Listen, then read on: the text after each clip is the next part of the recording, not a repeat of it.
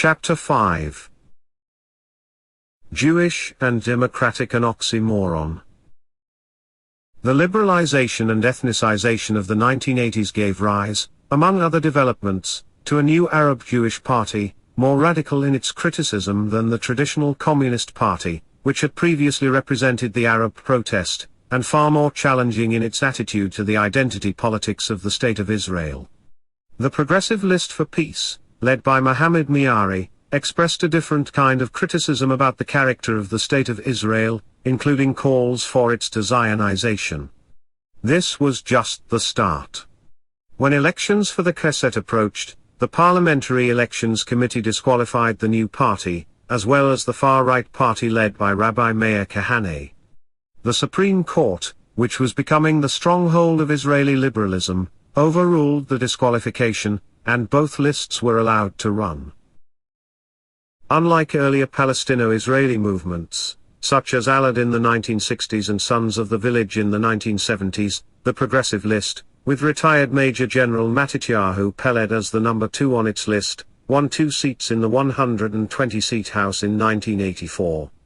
The new Knesset reacted to this modest achievement in 1985 by passing, by a large majority and with no opposition, a new amendment to the Basic Law, the Knesset. Clause 7a stated that a party would not be allowed to run for the Israel Parliament if its platform included one of the following. 1. Negation of the existence of the State of Israel as the state of the Jewish people.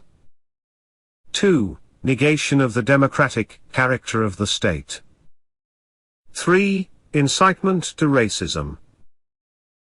Despite the new law, again thanks to the intervention of the Supreme Court, the Progressive List for Peace was able to run. Subsequently, more Arab parties appeared that, without defying the law, kept challenging the Israeli public with questions about the nature of the state. A whole generation of Palestinian intellectuals, too young to have experienced the Nakba and the military government, and who had undergone Israelization by adopting Hebrew culture in addition to their own Arab culture, began to voice with growing confidence their dissatisfaction with the political state of affairs.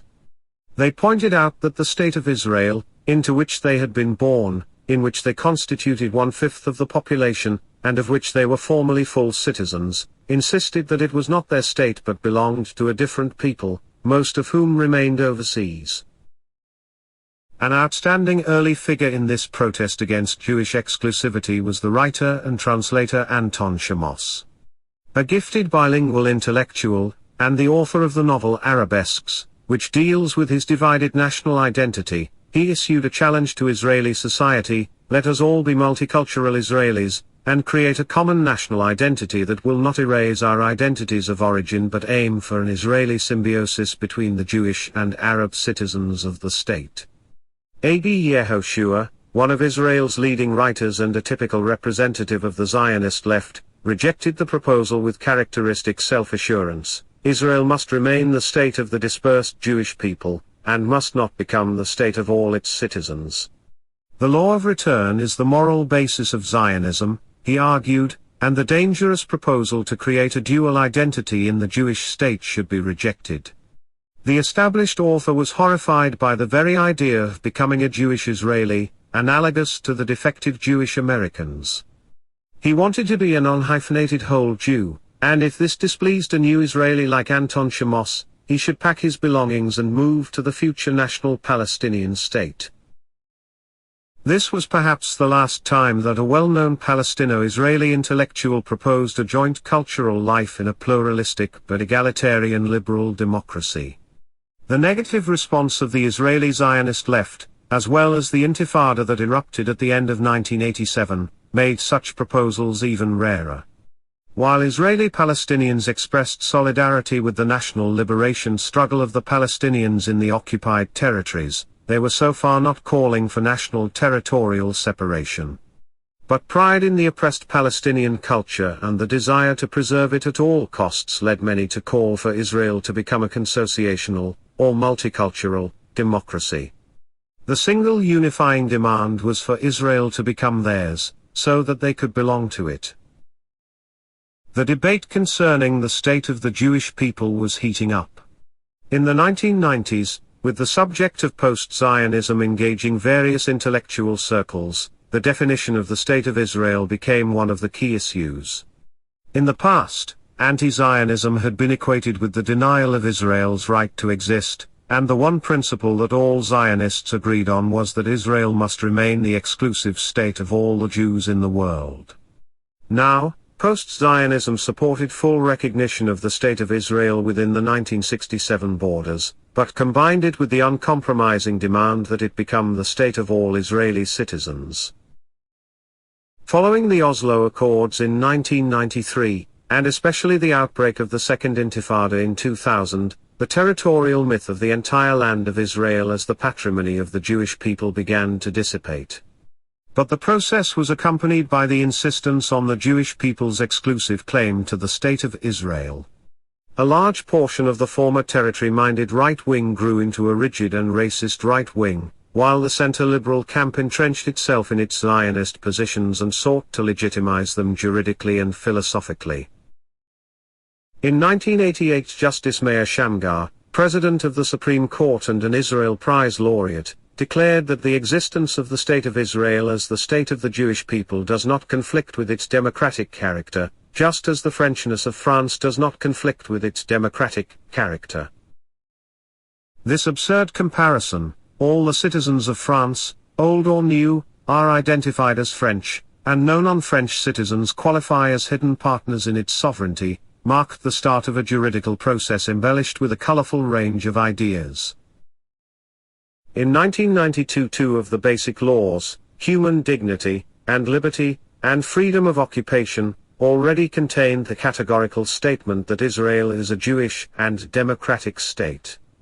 The basic law concerning political parties, passed that same year, also decreed that a party that denied the existence of Israel as a Jewish and democratic state would be barred from taking part in the elections. Paradoxically, this meant that henceforth it would not be possible to transform the Jewish state into an Israeli democracy by a liberal democratic process. The dangerous aspect of this legislation was that it did not make clear exactly what made a state, a sovereign political body that is supposed to serve its citizens, a Jewish one, and what might threaten or undo it as such. It was Professor Sami Smua, a sociologist at Haifa University, who meticulously exposed the problematics and anomalies of a democracy that called itself Jewish. In 1990 he borrowed from Juan José Lintz, a political sociologist at Yale University, the term ethnic democracy and applied it to Israel over the years. He developed and perfected a groundbreaking analysis that placed Israel very low in the hierarchy of democratic regimes. Methodically comparing it with liberal, republican, consociational and multicultural democracies, he concluded that Israel did not fit into any of these categories. Instead, it could be classified, along with states like Estonia, Latvia, and Slovakia, as an incomplete democracy or a low-grade democracy. Liberal democracy represents the whole society that exists within its boundaries, with complete equality between all the citizens, irrespective of their origins or cultural affiliations. It functions primarily as a night watchman, guarding rights and laws, and its involvement in the cultural formation of its citizens is scanty and minimal. Most of the Anglo-Saxon and Scandinavian states exemplify this model to a greater or lesser extent.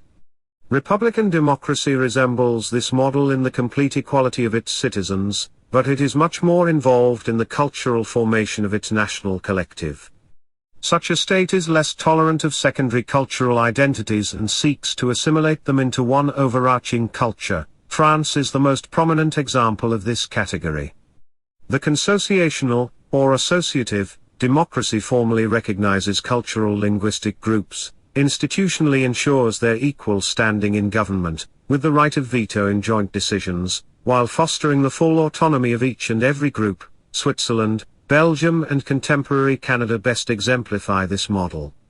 The multicultural democracy, on the other hand, plays a less formal role in sustaining the different cultural groups in its system. But it respects them, avoids harming them, and grants communal rights to minorities, making no attempt to impose one particular culture. Great Britain and the Netherlands are the leading examples in this category.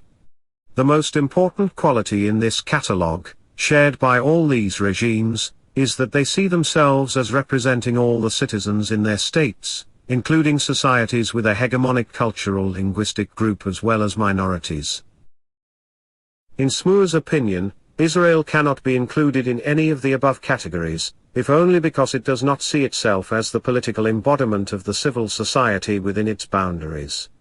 Not only was Zionism the official ideology that dominated the Jewish state at its birth, but its citizens are expected to continue to fulfill its particularist aims till the end of time. While a kind of democracy does exist within the pre-1967 boundaries of Israel, with civil rights, freedom of expression and political association, and periodic free elections, the absence of basic civil and political equality sets it apart from the flourishing democracies of the West. Despite Smuer's efforts to avoid an overly normative judgment, his analysis implied a radical criticism of the State of Israel, though his political conclusions were far more moderate than might have been expected. As he saw it, there was little real likelihood that Israel would become a state of all its citizens. Therefore, the most reasonable prospect was an improved ethnic democracy, in which discrimination was minimized but the exclusionary core was preserved. The best solution for the Arabs of Israel would, of course, be a consociational, namely, a binational, state, but the opposition of the Jews to such an option, which would eliminate the Jewish state, would be total, so that its implementation would be a terrible injustice to most of the population. We may or may not accept Smuer's conceptual scheme. A consociational democracy like Switzerland, for example, is not exactly a multinational state, or his idea that ending discrimination against a subordinate minority would be a terrible injustice to the dominant majority. But there is no denying that the Haifa scholar was the first Israeli academic to pry open the Pandora's box that is Israel's politics of identity. There had been a significant lack of theoretical analysis in this field, and Smuer's essays displayed exceptional critical insight. It goes without saying that this breakthrough attracted a good many responses from Zionist intellectuals as well as from post-Zionists and Palestino-Israelis. Responding to Smuer's critique, and even more so to the Jewish legislation of the early 1990s, some of Israel's leading scholars, traditional and liberal alike, tried to prove that Israel was a normative democracy. The following spectrum of opinions represents some of the most prominent, all of them, not accidentally, laureates of the Israel Prize, this being the highest honor paid by the state to its outstanding figures in the humanities and sciences, and thereby to its own position.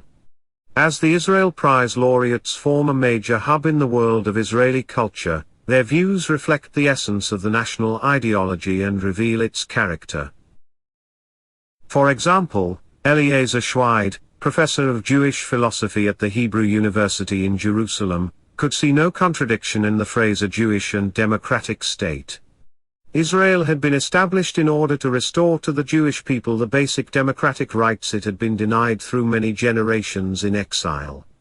There is no moral reason why the Jewish people should forego his right in the state it has built for itself with its own hands, invested tremendous creative energy in it, spilt its blood for it, developed its economy, society and culture. As Schweid saw it, talking about a contradiction between Judaism and democracy was senseless, because the Jewish religion and Jewish nationalism contain the ethical sources which defined human rights and the idea of the social pact that forms constitutional democracy. Moreover, if Israel did not exist as the state of the Jewish people, there was no point in maintaining its existence.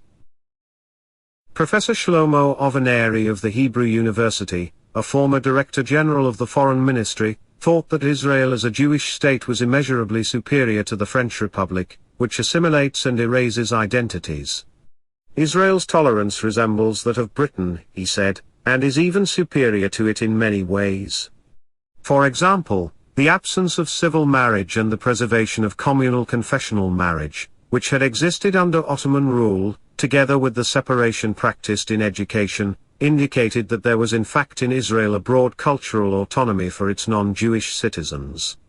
Without ever having decided this, the State of Israel recognizes then right of the Arab citizens to equality not only as individuals, but as a group. Therefore, the Jerusalem professor opined, the Jewish state ought to keep its emblems, national flag, anthem and Jewish laws, especially the law of return, which does not differ from any other immigration laws, so as to create a legal separation between the Jewish majority and the minorities that live in its midst and alongside it, and still be a worthwhile multicultural democracy. After all, a similar situation is found in the world's most liberal states. Surely the professor of political science, even though his area of expertise was German philosophy, must have known the famous 1954 decision of the U.S. Supreme Court in Brown v. Board of Education of Topeka, which determined that separate but equal cannot be equal, and is therefore a violation of the 14th Amendment to the Constitution, which states that all U.S. citizens are equal. This historical decision fueled the civil rights struggles and eventually led to a thorough change in identity politics in the United States, yet evidently it did not get through to the Zionist mind of the senior scholar in Jerusalem, the city, not incidentally, that was supposed to be Israel's unified capital, where tens of thousands of Palestinians, annexed in 1967, live as permanent residents but not citizens, and thus have no share in the sovereign power over them. It was the same for Asa Kasher, a professor of philosophy at Tel Aviv University and, like the others, a laureate of the Israel Prize, in this case, for his writings on morality. He argued that Israel did not differ from the best democracies in the world and that there was no inherent contradiction in the phrase Jewish and democratic. As he saw it, the problems of a democratic national state were not unique to Israel. In Spain there are the Basques, in the Netherlands the Frisians, and France the Corsicans.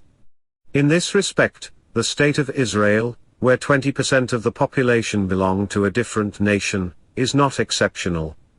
Hence, the State of Israel is democratic in its practical ideal and should not be called upon to become expressly a state of all its citizens. Naturally, the sense of belonging felt by the majority differs from that of the minority, but that is the way of the modern nation-states. Apparently Asa Kasher, for all his wide scholarship, did not know that while the Castilian language and culture predominate in Spain, the state belongs to all Spaniards, be they Castilian, Catalan, Basque or something else. No Spanish government would survive long if it announced that it was the state of the Castilians rather than of all Spaniards. The French Republic does not belong solely to the mainland Catholic citizens but also to the people of Corsica, just as it belongs to French Jews, Protestants and even Muslims. Yet for a Jewish philosopher living in Israel, this difference in national definitions was too trivial to consider, since the Jewish people's democracy is equal in its fine moral stature to any Western society. Prominent among those who offered a theoretical underpinning to the definition of Israel as a democratic state of the Jewish people were a number of jurists.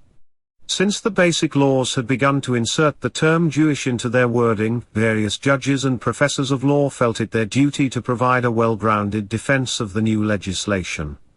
Papers piled up in the effort to convince the skeptics that it was possible for a state to adhere to the Jewish tradition yet treat its non-Jews as completely equal.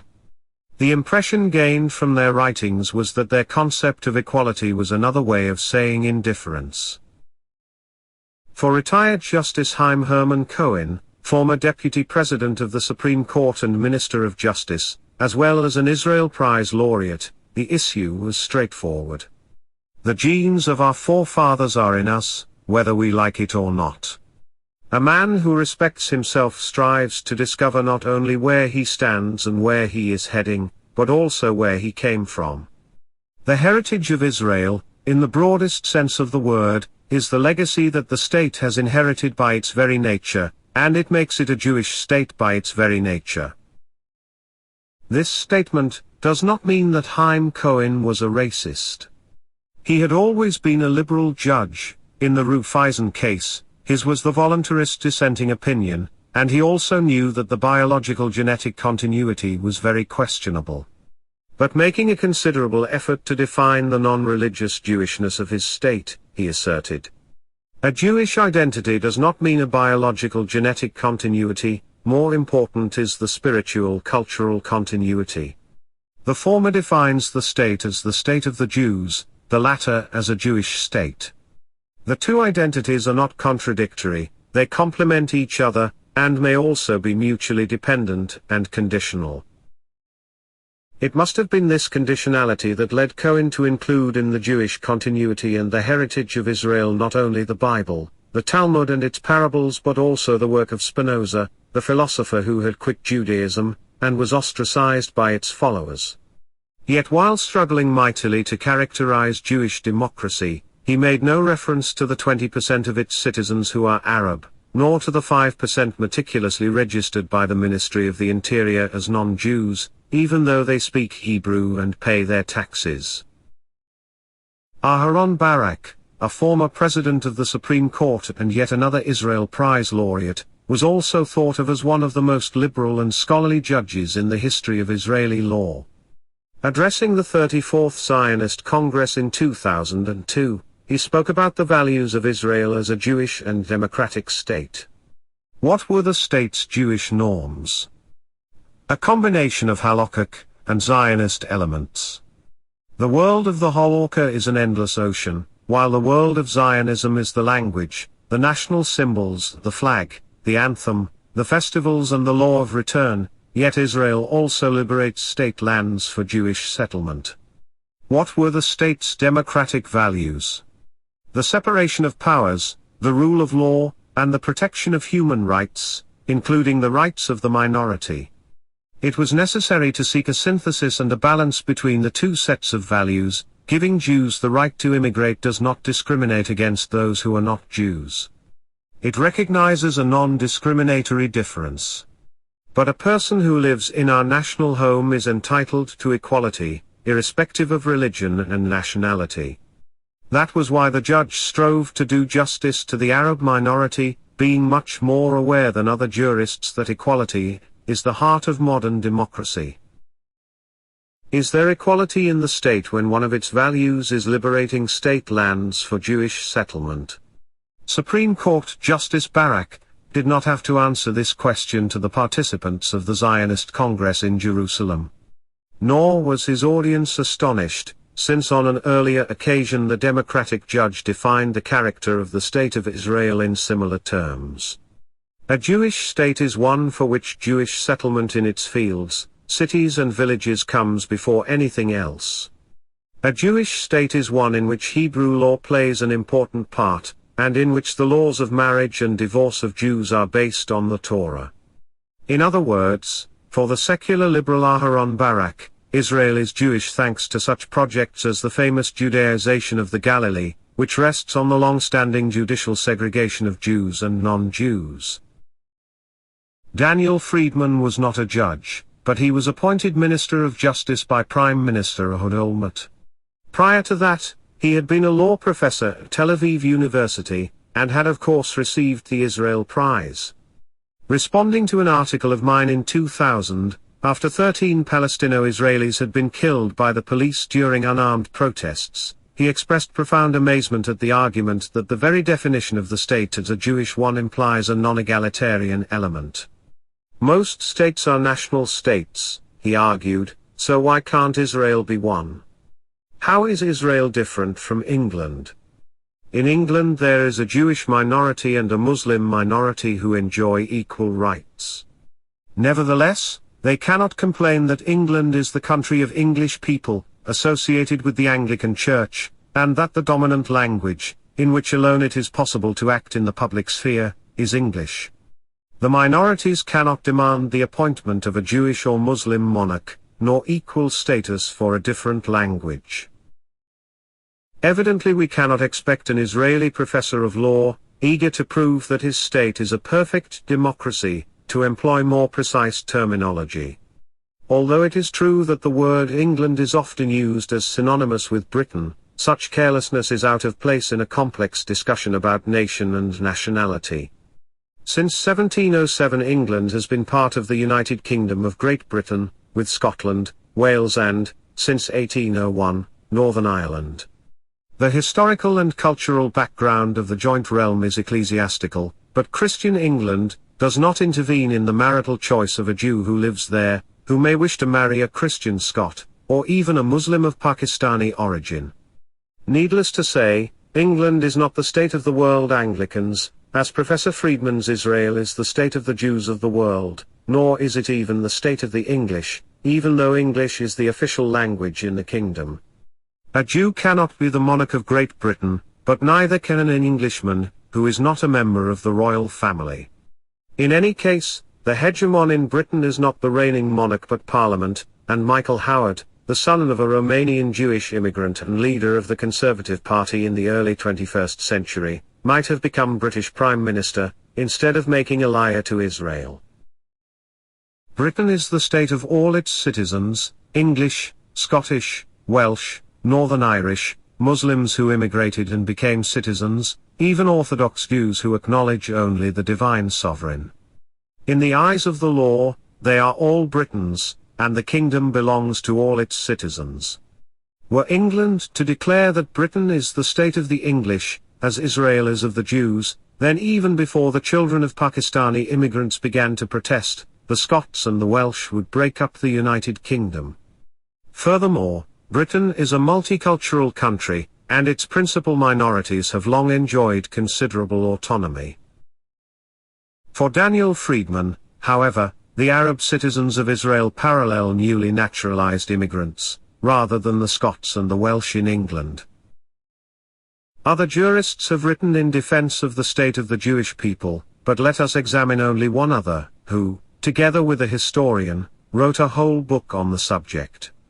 In 2003, Amnon Rubinstein, professor of law, former Minister of Education and of course Israel Prize laureate, co-authored a book with Alexander Jacobson entitled Israel and the Nations, which may be the most serious critique so far of post-Zionism. Rubinstein and Jacobson were not satisfied with the functioning of the Jewish democracy. Not only did they expressly call for the enlargement of human rights and equality in Israel, but their argumentation tried very hard to rest on universal norms. At the same time, they both firmly asserted that there was no contradiction between the state being Jewish and democratic. The problems of Israel are normative in the free world, they said, and may be rationally solved by improving the methods of governance and the foundations of the law. The authors set out from the familiar assumption that, as every people has a right to self-determination, so does the Jewish people. Moreover, no state is wholly neutral culturally, and there is no reason to expect only Israel to be so. Rubinstein and Jacobson argued that, since the UN recognized in 1947 the right of the Jews to self-determination, the Jewish state must be preserved until the last Jew makes aliyah. They did not claim this right for the Jewish Israeli people that had come into being in the Near East. They did not recognize any Israeli national entity. But reality can be problematic for Zionist legal theoreticians. In the early 21st century, Jews are nowhere barred from leaving their countries, and still they refuse to implement their right to national sovereignty. Migration to Israel has been reversed. As of the time of writing, more people are leaving Israel than are entering. Rubinstein's advantage in the book he co-authored with Jacobson was that, unlike the other Zionist thinkers and jurists, he was aware that, as a nation-state, Israel could not be compared to liberal democracies in the West, and therefore he took most of his analogies from Eastern European countries. The authors happily drew on the concepts of nationality on the Hungarian political right, in Ireland and Greece before their constitutional reforms, in Germany before the 1990s, in Slovenia after the fall of Yugoslavia. The examples cited to justify Israel's ethnocentric policy prompt one to ask if the two authors would be willing to live as Jews in one of the Eastern European states they praise, or would they rather settle in a more normative, liberal democracy. Throughout the book, the genuine attachment that many Jews feel for Israel is presented as a national consciousness. This lack of discrimination between, on the one hand, an attachment based largely on painful memories and post-religious sensibility with a touch of tradition and, on the other hand, desire for national sovereignty diminishes the work. Unfortunately, the authors seem unaware that nationality is not merely a sense of belonging to some collective body, it is more than a feeling of solidarity and a common interest, for otherwise Protestants would be a nation, and so would cat lovers. A national consciousness is primarily the wish to live in an independent political entity. It wants its subjects to live and be educated by a homogeneous national culture. That was the essence of Zionism at its inception, and so it remained for most of its history until recent times. It sought independent sovereignty, and achieved it. There have been other Jewish solidarities, but most of them were not national, and some were even expressly anti-national. But since the Jewish masses are not keen to live under the Jewish sovereignty, the Zionist arguments have had to be stretched beyond all national reason. The weakness of today's Zionist rationale lies in its failure to acknowledge this complex reality, in which Jews may be concerned about the fate of other Jews, yet have no wish to share a national life with them. Another serious flaw in Rubenstein and Jacobson's book, which is common to all the advocates of the Jewish democracy, concerns their understanding of modern democracy, and this calls for a brief analysis of this controversial conceptual system. Today there are many definitions of democracy, some complementary, some conflicting. Between the end of the 18th century and the middle of the 20th, it mainly denoted government by the people, as opposed to all the pre-modern regimes in which the sovereign ruled over his or her subjects by the grace of God. Since the Second World War, and especially since the Cold War, the term has been used in the West to denote liberal democracies, which of course did not stop the socialist states from seeing themselves as popular democracies of even higher quality than the Western parliamentary variety. This persistent ideological confusion calls for an analytical and historical separation between liberalism and democracy. Liberalism was born in the heart of the Western European monarchies, which it proceeded to curb by creating parliaments, political pluralism, separation of powers, and the rights of subjects vis-à-vis arbitrary power, as well as certain individual rights that no society in history had ever known. 19th century Britain is a good example of a liberal regime that was not at all democratic. The franchise was still limited to a small elite, and the great majority of the people were not yet allowed into the sphere of modern politics. By contrast, the modern idea of democracy, namely, the principle that the entire people must be its own sovereign, burst into the historical arena, as an intolerant tempest with marked anti-liberal qualities. Its early spokesmen were Maximilien Robespierre and Songeur, and other Jacobins in the Great French Revolution. They sought to advance the principle of universal franchise and political equality, but did so through extremely authoritarian, even totalitarian, means. Only toward the end of the 19th century, for reasons too complex to cover here, did there begin to spread a liberal democracy that recognized the principle of the people's sovereignty while maintaining the rights and freedoms previously achieved by advancing liberalism. It expanded and consolidated them as the foundations of today's political culture. The liberal democracies that arose in North America and in Europe were all national ones, and far from perfect in their early phases. Some did not extend the vote to women, in others, the voting age was quite advanced. In some countries certain social sectors had double votes. Both the ethnic and the non-ethnic nation-states were slow to extend the vote to all their inhabitants equally.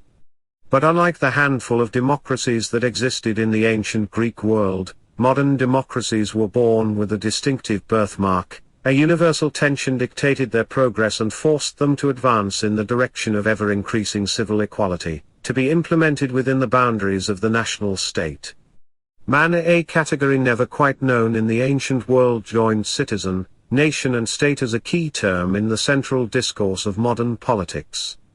Thus for any state to be a democracy, sovereignty and equality for all human beings living together in civil society became the minimum requirement. At the same time, the extent of rights and freedoms guaranteed to individuals and minority groups, just like the separation of powers and an independent judiciary, testifies to the liberal qualities of the democracy. Can Israel be defined as a democratic entity? It certainly bears many liberal features. Inside pre-1967 Israel, the freedoms of expression and association are broad even in comparison with those in Western democracies, and the Supreme Court has repeatedly reigned in governmental arbitrariness. Amazingly, even in times of intense military conflicts, pluralism has been maintained no less than in several liberal democracies in wartime. But Israeli liberalism has its limitations, and civil rights violations are commonplace in the Jewish state. There is no civil marriage, no civil burial in public cemeteries, no public transportation on Saturdays and Jewish festivals, not to mention the trampling of the land ownership rights of the Arab citizens. These expose a very unliberal aspect of Israeli legislation and its everyday culture. Moreover, the more than 40-year domination of a whole nation, depriving it of all rights, in the territories occupied since 1967, has prevented the consolidation and expansion of genuine liberalism within Israel's jurisdiction.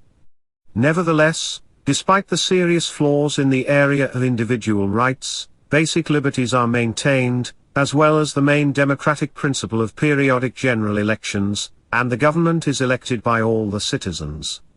May Israel not, therefore, qualify as a classic democracy, ruling, albeit belatedly, over a colonial region, as the European powers did in the past.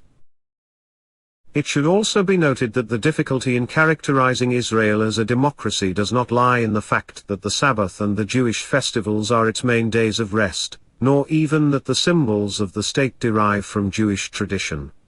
For that matter, the historical and emotional attachment between Jewish Israeli society and Jewish communities in other countries does not preclude a democratic regime in Israel.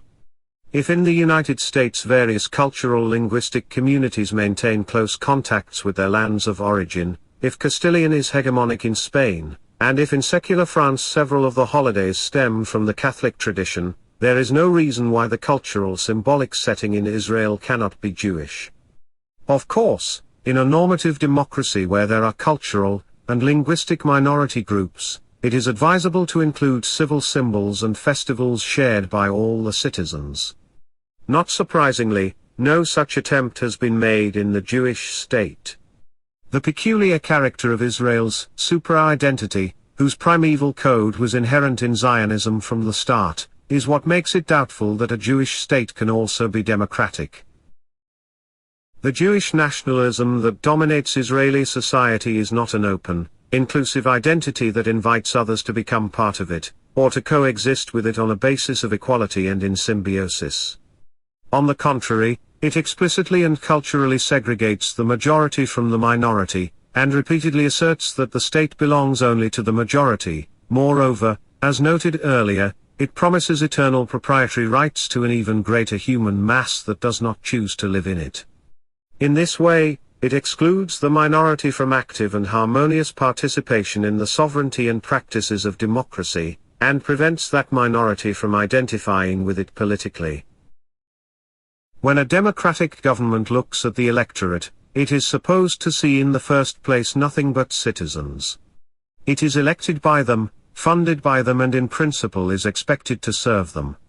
The general welfare must include, if only theoretically, all the citizens. Only in the second, or even third, place can a democratic government, if it is also liberal, acknowledge the various cultural subgroups and act to restrain the strong ones and defend the weak ones, to moderate their relationships as much as possible, and to avoid harming their identities. Democracy need not be culturally neutral, but if there is a state supra-identity that directs the national culture, it must be open to all, or at least seek to be so, even if the minority insists on staying out of the hegemonic national bear hug.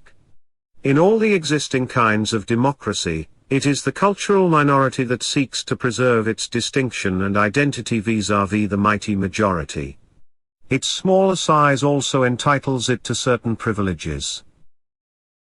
In Israel the situation is reversed. The privileges are reserved for the Jewish majority and its kinfolk who are still wandering in exile.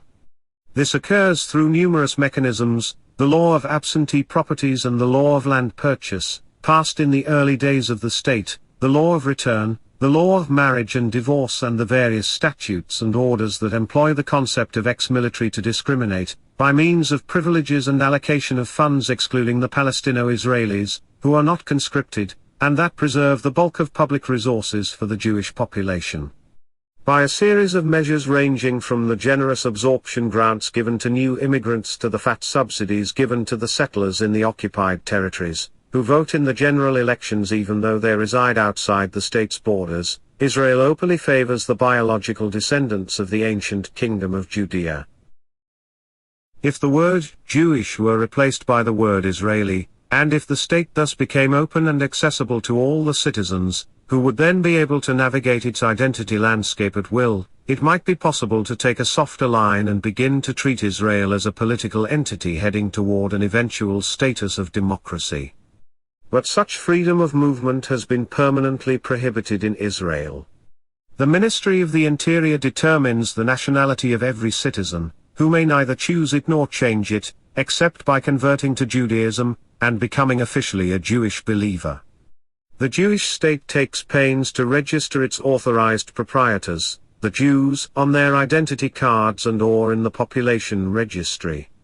It also meticulously defines the nationality of other, non-Jewish citizens, sometimes absurdly. An Israeli who was born before 1989 to a non-Jewish mother in, say, Leipzig may still be registered as having East German nationality.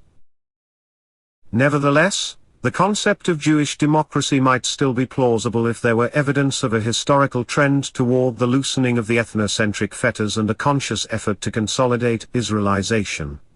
Despite the exclusive starting points, imported into mandatory Palestine by the Eastern European Zionists and hardened in the course of the colonization, the concept of democracy could have been advanced by efforts to make the identity morphology increasingly civil.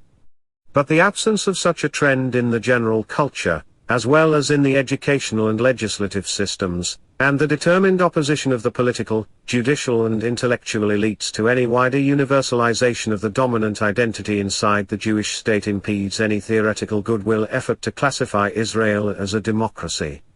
The essentialist outlook that depends on the definitions of Jew and non-Jew, and the definition of the state by way of this outlook, together with the stubborn public refusal to allow Israel to be a republic of all Israeli citizens, constitute a deep-rooted barrier to any kind of democracy.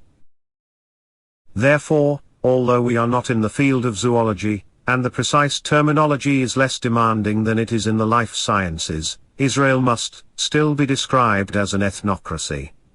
Better still, call it a Jewish ethnocracy with liberal features, that is, a state whose main purpose is to serve not a civil egalitarian demos but a biological religious ethnos that is wholly fictitious historically, but dynamic, exclusive and discriminatory in its political manifestation. Such a state, for all its liberalism and pluralism, is committed to isolating its chosen ethnos through ideological, pedagogical and legislative means, not only from those of its own citizens who are not classified as Jews, not only from the Israeli-born children of foreign workers, but from the rest of humanity.